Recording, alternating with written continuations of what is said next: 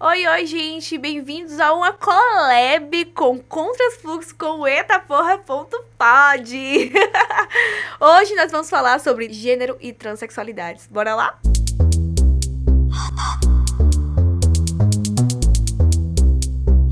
Eu sou a Ká Fernandes e hoje estou aqui como host. Gostaram? Eu sou criadora de conteúdo, falo de não monogamia, outras pautas sociais, também sou psicóloga, tá? E podcaster no etaporra.pod. Já vai seguindo lá, viu? E hoje eu tô aqui com ninguém mais, ninguém menos que a Aru. Olá, eu sou a Aru, uma pessoa trans, não binária. Sou de Santos e vim parar em Salvador e pude ter a oportunidade desse lindo encontro com o Ká. Espero que vocês curtam esse podcast cheio de assuntos, uns muito legais, outros não tão legais, como transfobia. Mas é isso, espero que gostem.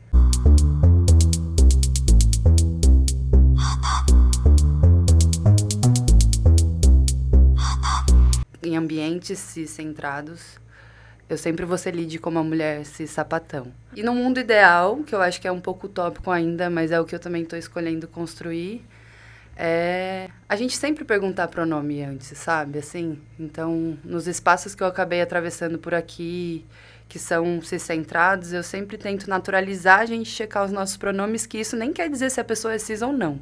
Hoje em dia, pronome não quer dizer nada também. Mas em algum nível você dá a oportunidade de uma pessoa que se expressa na leitura cis como masculino ou feminino usar o pronome que quiser.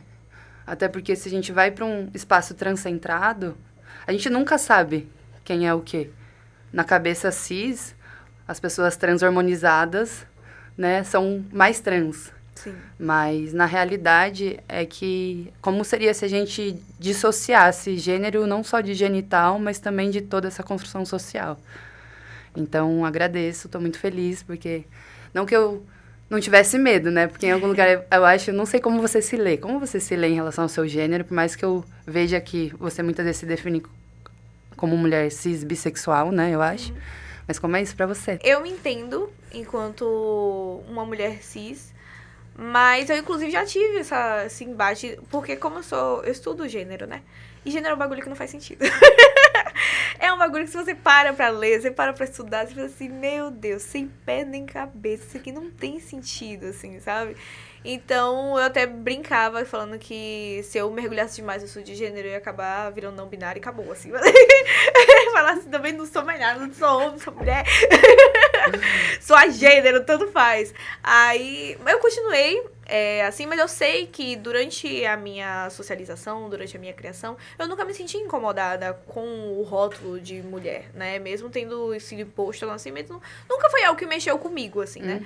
Então, a partir dos estudos que eu falo assim, realmente, não tem sentido, mas também não me incomoda, então por isso eu não abraço um gênero trans, porque eu acho que não me cabe, porque nunca me causou incômodo. Eu vejo que é muito diferente a vivência. Eu olhar assim e falar, realmente, isso não faz o menor sentido.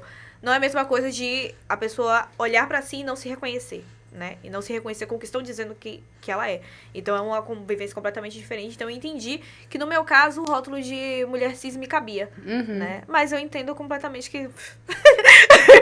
Eu costumo falar, às vezes, eu não consigo compreender quem estuda gênero e ainda é cis, ou ainda se considera cis. Ao mesmo tempo, eu entendo que uma vez que a gente começa a comunicar, a se expressar da pele para fora, no social, sobre isso, a gente já começa a militar. E aí eu também entendo que para muitas pessoas essa militância não cabe, sabe? Então eu tenho algumas relações com pessoas que já não se consideram cis por esses motivos, tipo, saber que gênero já é a colonialidade, né, acontecendo, mas que é isso. Em relação à vivência do corpo trans e as transfobias e todas essas questões, não estão vivenciando isso na prática, até porque essa não é uma militância que toma tempo da vida, sabe, assim? E aí também, às vezes, converso com pessoas não brancas desse lugar também. Às vezes a raça já tá ali todo dia batendo na porta. Se ainda for querer...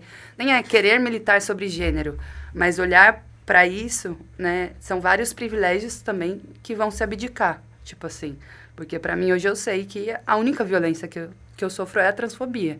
E eu abro mão de um privilégio cis, mas ainda tem vários privilégios que a branquitude me proporciona. Então, assim, encarar isso todo dia dói, é foda, mas ao mesmo tempo, né? Mas se tem outras pautas, né, que vão vindo, e eu acho que na questão de raça, dependendo, ela vai, né, atravessar de várias maneiras, trazer a questão de gênero, dependendo ainda se tem a maternidade envolvida, por exemplo, sabe? São muitas pautas.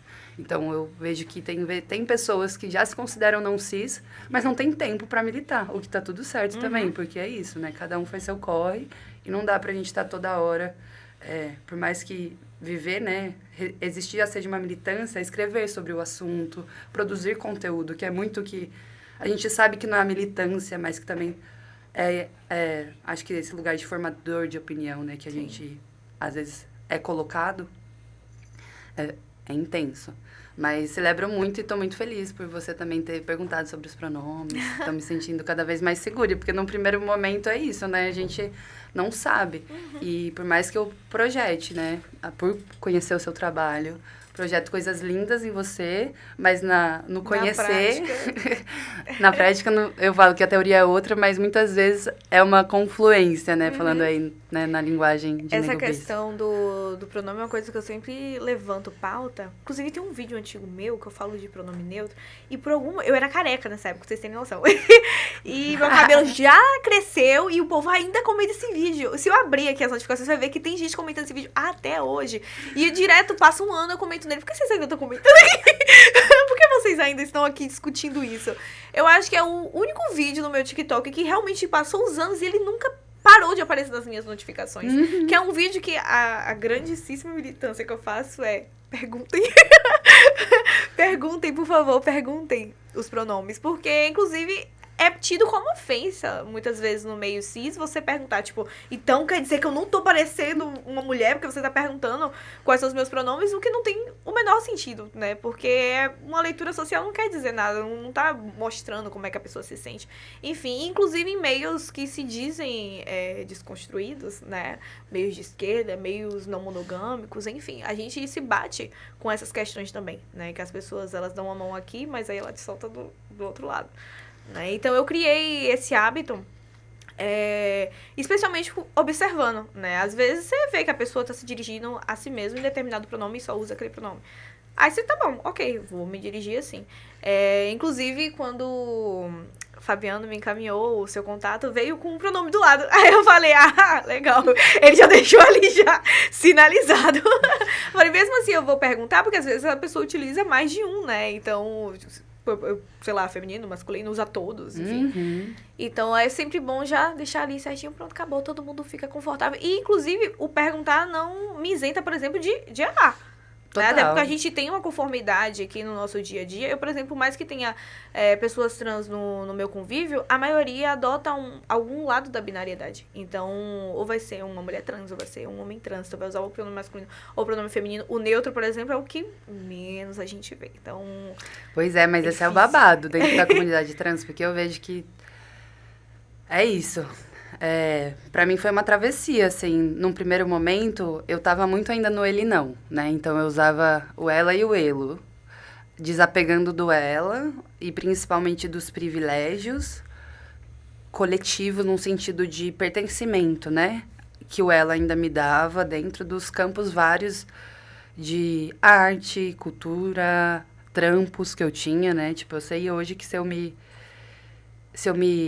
eu utilizasse de um privilégio cis, né, eu provavelmente ganharia umas 3 vezes mais do que eu ganho hoje, sabe? Eu sei, é um fato, porque isso já aconteceu. E não que seja muito pra caramba, mas muda, né? Quando você olha. Mas mesmo assim, é isso. Aí chegou um momento que eu via que se deixasse ninguém... Eu ainda utilizar o ela fazia com que as pessoas me vissem como uma pessoa cis. Essa era a real. Então, porque eu falava, eu comunicava, mas ninguém fazia o download. Ninguém entendia o que eu queria dizer. Aí teve um momento que eu parei de usar o ela e foi quando eu comecei a entender quem era transfóbico. Essa é real, saca? E aí eu fiquei no elo, fiz questão do elo, não queria nem o ela, nem o ele, não quero ela. Porque eu também tinha um lugar que eu não queria, que me... Assim, tem um lugar desafiador, pra mim, específico, não pra mim, Aru, né?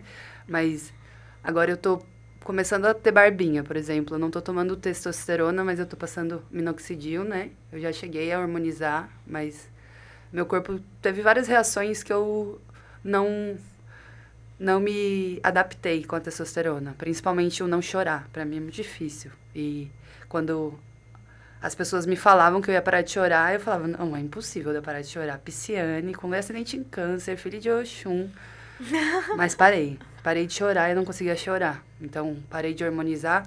Mas o fato de eu começar a ter barba vai automaticamente fazer a maioria das pessoas que não me conhecem me ler como um homem cis. É um homem cis branco, branquíssimo, europeu. Então, assim, aqui na Bahia eu sou o gringo, sempre. Então, assim, eu já sei que todo mundo vai perguntar se eu falo português. E aí é bem intenso, porque é isso. Todo mundo... A cisgeneridade lida diferente comigo, eu sendo uma mulher cis branca ou um homem cis branco. Sim. Entendeu? Em vários graus. E pensando nos ambientes que eu estou, que também... são de corpos dissidentes como um todo, né? Uhum. Eu ali sou um homem cis padrão, para quem não me conhece, né? Então, isso para mim tem sido bastante difícil entender que hoje eu tenho medo de homofobia. Essa é a real, eu tô na rua, já não consigo performar a heteronormatividade ufa, não quero o cisplay na minha vida, mas muitas vezes eu me paramento da cisgeneridade para não me tratarem no feminino, né? Esse é um primeiro ponto. Mas aí, beleza, eu fiquei só no elo, só que chegou um momento que as pessoas começaram a me tratar no ele, quando eu comecei a harmonizar, de fato, né, que meu corpo, minha voz estava mais grossa também. Aí eu tive que me adaptar ao ele, aceitar, né, mas hoje em dia eu vejo que é isso, querendo ou não, tem gente que fala, eu uso todos os pronomes, eu não ligo, eu não sei o que lá. Eu não quero julgar, eu não gosto de julgar as pessoas em relação a pronomes, porque eu acho que, pra mim, a autonomia é sobre liberdade. Então, cada um assim, é como cada um deve ser chamado. Não sou eu que vou escolher como você quer ser chamada, sabe? Porque é sobre respeito, acho que a base é essa. Ao mesmo tempo que eu sinto que a linha é muito tênue entre eu gosto de todos os pronomes e eu não tô, de fato, lidando com abrir mão da cisgeneridade, entende? Então, quando você comunica, eu acho que, assim... É o que a gente chama de cisaliades, porque são pessoas que falam, mano, né, entendo que isso tudo é uma balela, mas percebo que hoje, na minha realidade, essa não é uma pauta principal. E eu acho que isso é um fator de respeito. E normalmente são as pessoas que eu mais me relaciono, que são cis, ao mesmo tempo que chega um momento que, dependendo da travessia, algumas coisas são colocadas em xeque também. Porque a minha sensação, por exemplo, a maioria das pessoas cis que eu me relaciono... na página 2, na hora de se posicionar, é isso, tem um pacto da cisgeneridade também. Então, tem alguns, tipo, sei lá, mulheres cis sapatões, que eu sei que na hora de se posicionar e sair dessa bolha, né, sapatão, e não vai. Já passei, sabe, assim, por essas travessias, porque ainda estão genitalizando o corpo, porque não só as radifêmeas, são pessoas que têm um centrão, tá ligado, nisso tudo. Antes de transicionar, você fazia parte da bolha de mulher cis sapatões? Eu acho que eu já fiz a nível de rolê, mas acabava que a maioria das pessoas que eu me relacionava eram pessoas cis héteras.